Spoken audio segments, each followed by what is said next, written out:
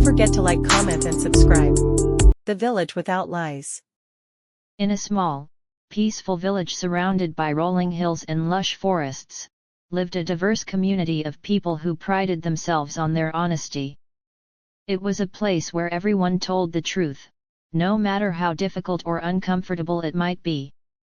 This tradition had been upheld for generations, making the village a model of harmony and trust. One day, a stranger named Lucas arrived in the village. He was a traveler, moving from place to place, and he had heard tales of the village where no one ever lied. Curious and a bit skeptical, Lucas decided to test the villagers. He first approached an old woman selling fruits at the market. "These apples look delicious," he said, "but I've heard they're sour. Is that true?" The old woman smiled warmly and replied, "These apples are sweet and crisp, but there are a few that might be sour. I always tell my customers to taste one before buying." Impressed by her honesty, Lucas bought some apples and continued his exploration. He next visited the blacksmith, a burly man hammering away at a piece of iron. "Can you forge the finest sword for me?" Lucas asked. The blacksmith wiped his brow and said, "I can make a sturdy sword that will serve you well, but I cannot promise it will be the finest. For that, you would need to seek out a master swordsmith in the capital." Again, Lucas was struck by the man's honesty. He thanked the blacksmith and wandered to the village square, where he saw children playing and laughing. Among them was a boy named Ben, known for his mischief and quick wit. Curious to see if even children adhered to the village's tradition, Lucas approached Ben. "Tell me, young man, do you ever tell lies?" Ben looked thoughtful for a moment before replying, "I sometimes tell stories and jokes that aren't true, but I always make sure everyone knows they're just for fun. Lying to deceive someone is not allowed here." Lucas was beginning to understand that the village's reputation was well deserved. However, he had one final test. He decided to speak with the village chief, a wise and respected leader named Evelyn. He found her in her garden, tending to a bed of flowers.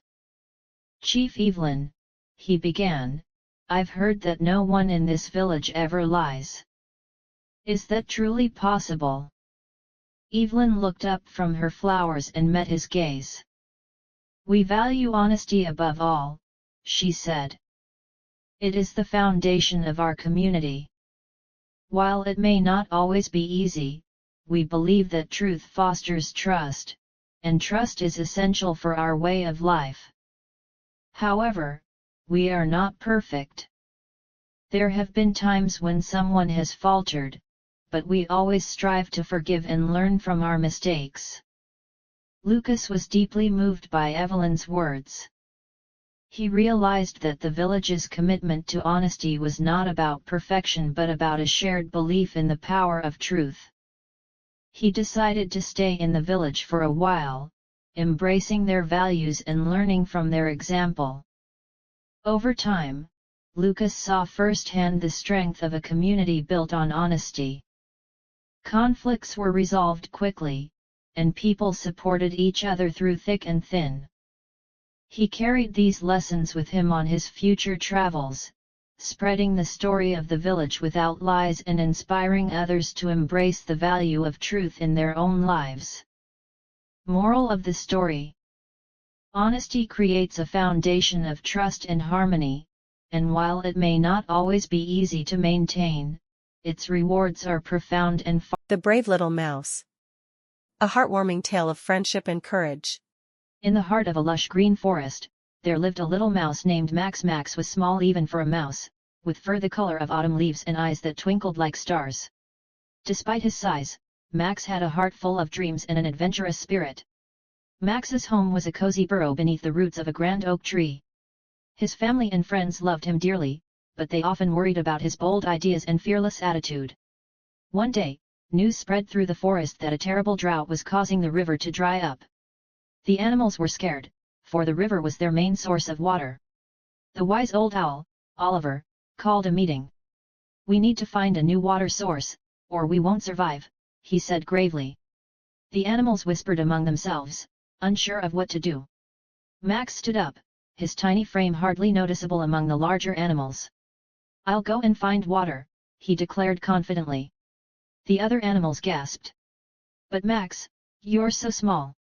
It's too dangerous, his mother cried. Max's heart pounded, but he knew he had to try.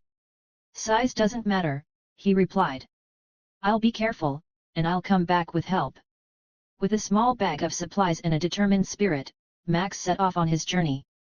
The forest was vast and filled with challenges. He crossed thorny bushes, climbed steep hills, and navigated through dark, dense woods. One night, as Max was resting, he heard a rustling sound. He quickly hid behind a rock and peeked out. To his surprise, he saw a fox caught in a hunter's trap. The fox looked fierce, but its eyes were filled with pain and fear. Max's heart ached for the fox. Summoning all his courage, he approached the trap. Don't worry, I'll help you, he said softly. The fox looked at Max with surprise. Why would you help me? I'm a predator, and you're a mouse, he said. Max smiled. Because everyone deserves help when they're in trouble. Using his small but nimble paws, Max worked to free the fox. It took a lot of effort, but finally, the fox was free. Thank you, said the fox. You're braver than many bigger animals. I owe you a favor. Max continued his journey, and soon he reached the edge of the forest. In the distance, he saw a sparkling lake. His heart leaped with joy. He had found water. Max hurried back to the forest and gathered the animals. I found a lake. We can all survive, he announced. The animals cheered and followed Max to the lake. They drank the fresh water and celebrated their survival. Max's bravery and determination had saved them all. From that day on, Max was no longer seen as just a small mouse. He was a hero, known throughout the forest for his courage and kindness. And Max learned that no matter how small you are, you can overcome any challenge with determination and a good heart. The forest thrived, and Max continued to go on adventures, always ready to help others and face new challenges head-on. His story became a legend, inspiring generations of animals to come. The Greedy Milkman. A tale of greed and redemption.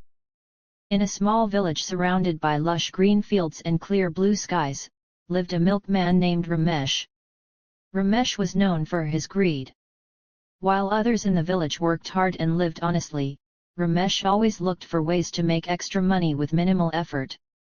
Ramesh had a herd of cows that provided him with fresh, creamy milk every day. However, instead of selling the pure milk, Ramesh mixed it with water to increase his profit. He would then go around the village, delivering the diluted milk to unsuspecting villagers. One day, Ramesh came up with a scheme to maximize his earnings. He decided to mix even more water into the milk, believing that no one would notice. He thought, why not double the amount of water people won't be able to tell the difference, and I'll make twice the money. With this plan in mind, Ramesh set off early in the morning with his cart filled with milk cans. He visited every household, smiling and chatting with his customers as if everything was normal. The villagers, trusting Ramesh, paid him without a second thought. As the days went by, the quality of Ramesh's milk became noticeably worse. Villagers began to complain about the watery milk, but Ramesh brushed off their concerns, assuring them that it was just a temporary issue and promising that the milk would be better the next day. One evening, an elderly wise man named Harry returned to the village after many years of travel. He noticed the villagers' complaints about the milk and decided to investigate. Harry visited Ramesh's home and requested to see how the milk was prepared. Ramesh, confident that he could deceive the old man, agreed. Harry observed Ramesh mixing large amounts of water into the milk. He said nothing at first but decided to teach Ramesh a lesson. Harry suggested that Ramesh should take his milk to the city market, where he could sell it for a higher price. Ramesh, driven by greed, eagerly agreed. The next morning, Harry and Ramesh set off for the city market. On the way, they had to cross a narrow wooden bridge over a deep river. As they reached the middle of the bridge, Harry suddenly stopped and said, "Ramesh, I have a feeling this bridge is not safe for your cart full of milk. The weight might break it." Ramesh, worried about his milk and his profits, nervously asked, "What should I do, then?" Harry replied, "You should pour out some of the milk to lighten the load." Ramesh hesitated but eventually agreed, fearing for his safety. He poured out half of the milk into the river, lightening the cart's load. As they continued, Harry stopped again and suggested pouring out more milk to be safe.